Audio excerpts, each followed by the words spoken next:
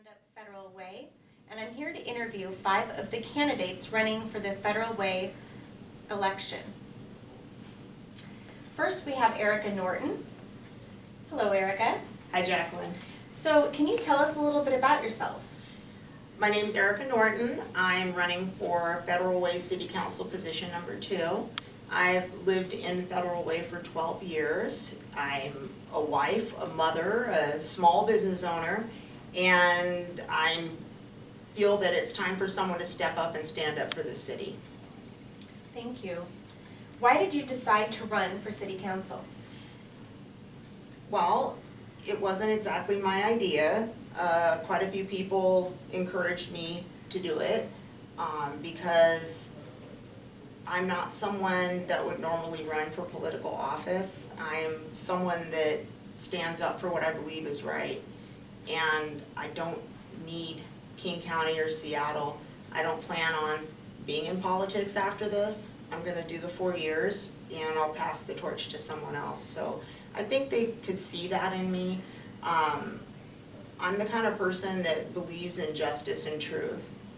And I'm a very honest woman, and I'm not fearful of any kind of repercussions from what might happen to me if I stand up for people that live here.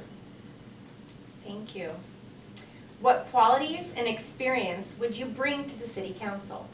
Well, number one, I have integrity. And I think that's something that is greatly lacking at this time.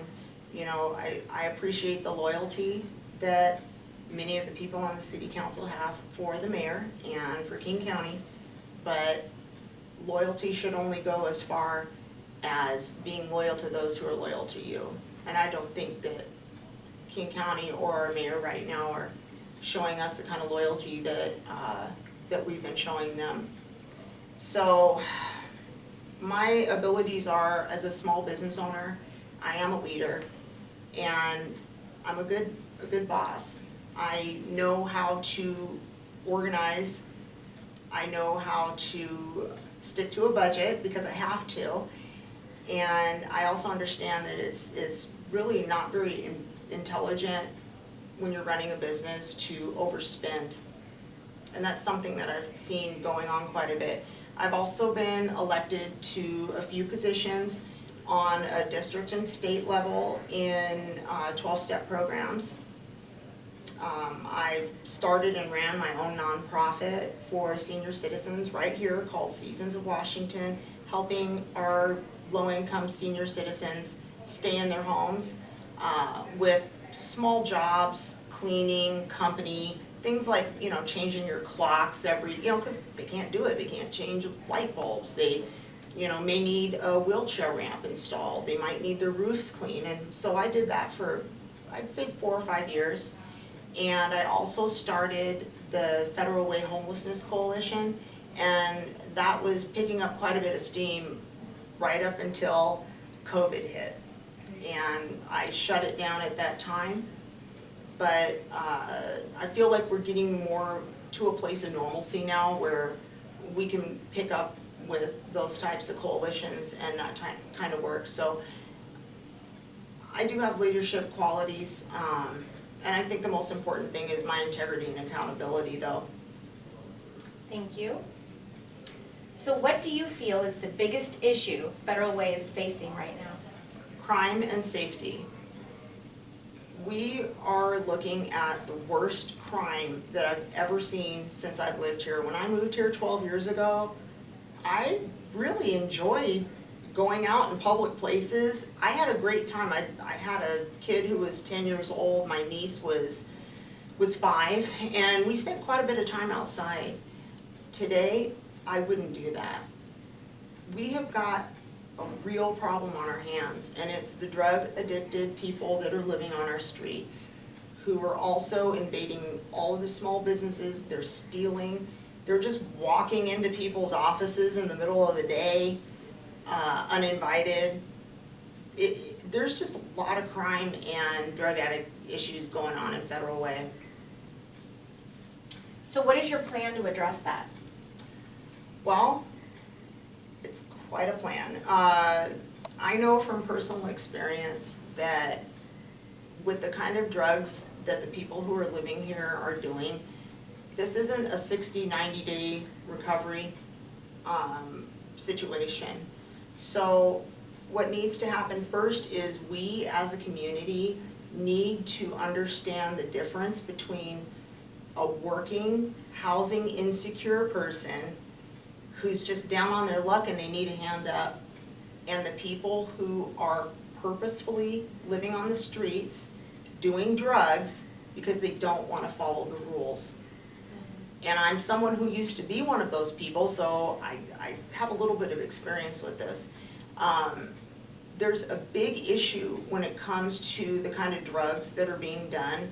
Crystal meth and heroin are the top drugs that are being consumed.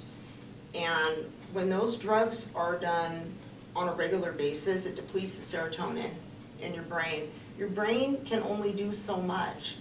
And after someone develops an addiction to these drugs, they no longer are able to feel pleasure because your brain stops making serotonin.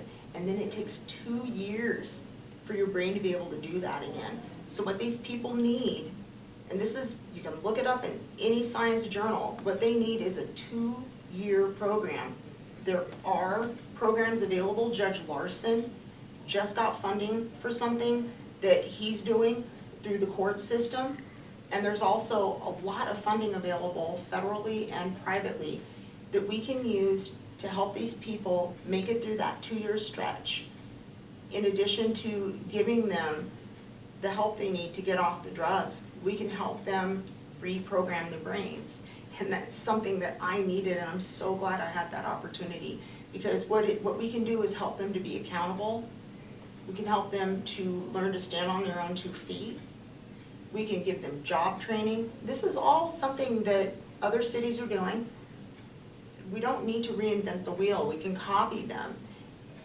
I've got really good ideas, and I'm somebody that's willing to implement them because I know it works. It's going to take hard work. Well, thank you for sharing your personal story. I do think that gives you an insight that the other candidates simply don't have. So how does your plan differ from your opponent? Well, I've heard the plans of my opponent, and the plan is to, well, King County already bought the hotels, but the plan is to bring in people from Seattle streets to Federal Way. They want to house those hotels with 85% men only from Federal Way, or from Seattle to Federal Way, with no restrictions, no background checks. King County also will send them all the drug paraphernalia they need. I think that is completely wrong. It is ridiculous. What we need to do is help the women and children that already live here and put them in those houses. We need to give them those rooms. People who are on the verge of homelessness, before they fall into that trap, we've got to help them first. And then, when we've housed the women and children who live here, then we can look at the drug addicts and give them a leg up, but the ones who actually want to do it. Okay, thank you. So why should people vote for you? Because I'll actually represent you. If you go to any city council meeting, they're all recorded, they're all on YouTube, you will see that a good 95 to 100% of the people who call in or write in are asking and literally begging the city council to stop doing what they're doing.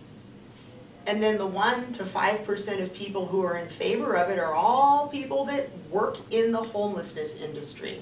I don't think I'll get a job working in the homelessness industry. I think that if what you do is make money off of homeless people, is it really in your best interest to stop homelessness? It's probably not. So it's really important that our people are represented here. I don't feel like I'm being represented. I don't feel like you're being represented. And it's my job, as if I am elected, it will be my job to do as the people say, not how I feel or what I think. Thank you. All right, Erica Norton.